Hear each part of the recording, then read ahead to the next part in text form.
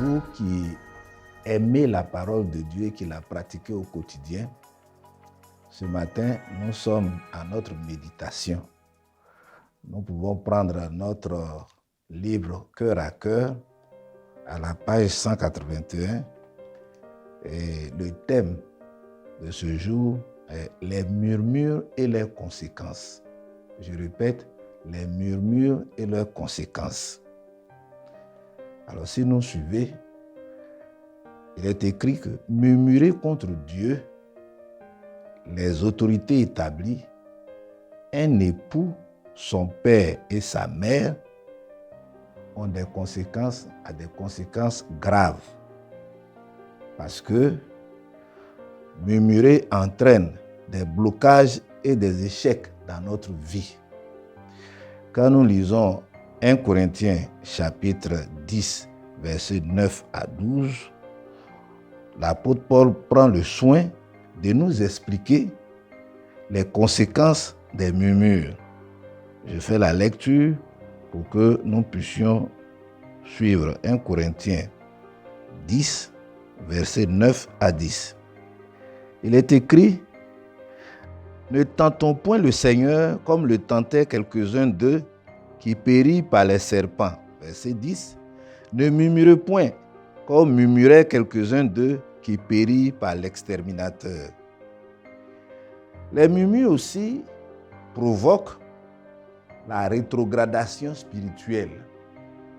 Lorsque nous sommes enfants de Dieu, que nous passons notre temps à murmurer, nous pouvons arriver à rétrograder, c'est-à-dire abandonner la main de Dieu. C'est mentionné dans Exode, chapitre 16, verset 2. Et je lis pour vous, Exode, chapitre 16, verset 2.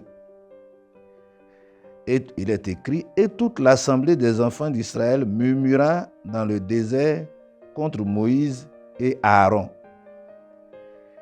Toute l'assemblée d'Israël murmura contre Moïse et Aaron. Le chapitre 17 de ce même livre, il est écrit au verset 2. Alors le peuple chercha querelle à Aaron et dit: donnez-nous de l'eau à boire. Moïse leur répondit: pourquoi me cherchez-vous querelle? Pourquoi tentez-vous l'Éternel? Lorsque nous murmurons, nous nous opposons directement à Dieu et à son serviteur. Les murmures nous privent aussi du salut et du bonheur. Les murmures nous privent de salut et du bonheur. Nous voyons cela dans le psaume 106, versets 25 à 27. Et je fais la lecture pour vous. Verset 25. Ils murmuraient dans leur tente, il n'obéit point à sa voix, et il leva la main pour jurer de les faire tomber dans le désert, de faire tomber leur postérité parmi les nations, et de les disperser au milieu du pays. Ils murmuraient dans le désert et Dieu décida de mettre fin à leur existence dans le désert. Les murmures aussi entraînent la mort, nous conduit à la mort. Dans Nombre 14, verset 36, il est écrit: les hommes que Moïse avait envoyés pour explorer le pays et qui, à leur retour, avaient fait murmurer contre lui toute l'assemblée en décriant le peuple, ces hommes qui avaient décrié le pays moururent frappés d'une plaie devant l'Éternel. Ces hommes, je répète, ces hommes qui avaient décrié le pays moururent frappés d'une plaie devant l'Éternel. Le peuple qui murmure finit par abandonner Dieu et sa parole. Le peuple qui murmure finit par abandonner Dieu et sa parole. Exode 14, 11 à 12. Les murmures font grandir dans les plaintes, font mal grandir dans les plaintes. Les murmures du peuple de Dieu attirent des menaces contre l'assemblée. Nous voyons cela dans Nombre, chapitre 11, les versets 1 à 4. Le peuple murmura et cela déplut aux oreilles de l'Éternel. Lorsque l'Éternel l'entendit, sa colère s'enflamma. Le feu de l'Éternel s'alluma parmi eux et dévora l'extrémité du camp. le peuple cria à Moïse. Moïse pria l'Éternel et le feu s'arrêta. On donna à ce lieu le nom de Tabéra parce que le feu de l'Éternel s'était allumé parmi eux. Chères téléspectatrices, chers téléspectateurs, le sujet de murmure, c'est-à-dire les plaintes sourdes, des plaintes sans raison, les plaintes sourdes face à la parole de Dieu et à la parole de ses serviteurs venant de Dieu lui-même, créent d'énormes difficultés, créent des dégâts spirituels et des dégâts humains. Il est bon pour nous, enfants de Dieu, de cesser de murmurer. Tous ces exemples bibliques que nous avons tirés ne donnent pas des bénédictions à ceux qui murmurent. Les murmures sont une mauvaise orientation de la vie chrétienne. Donc il est bon ce matin de nous lever et de garder le calme et la tranquillité dans nos âmes.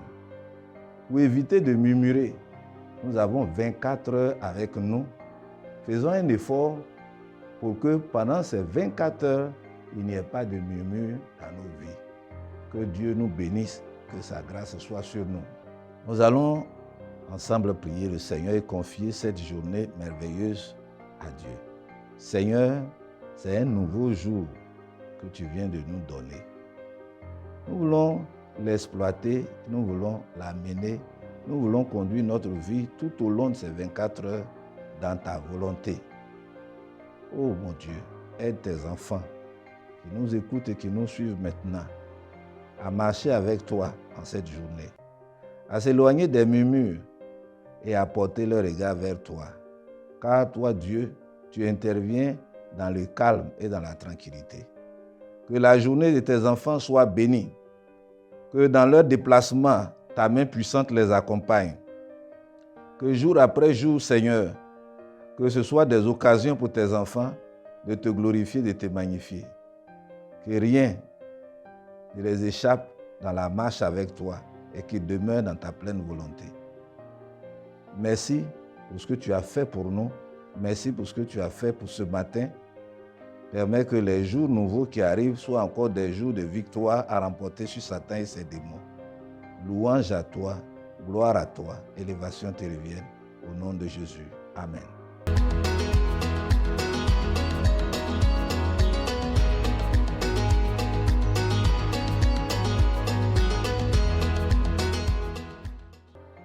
Vous avez ce livre merveilleux, notre guide de méditation quotidienne, cœur à cœur, qui nous permet de méditer chaque matin et de grandir avec le Seigneur.